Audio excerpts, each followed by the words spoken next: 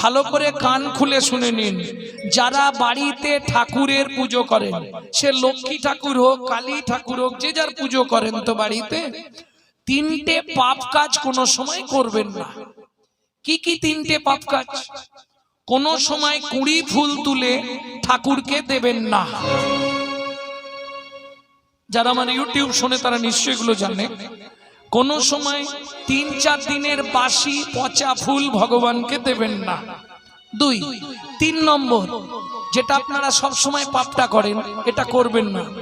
সকালবেলা হাঁটতে যাবার নাম করে লোকের কাছে ফুল চুরি করে ঠাকুরকে দেবেন না।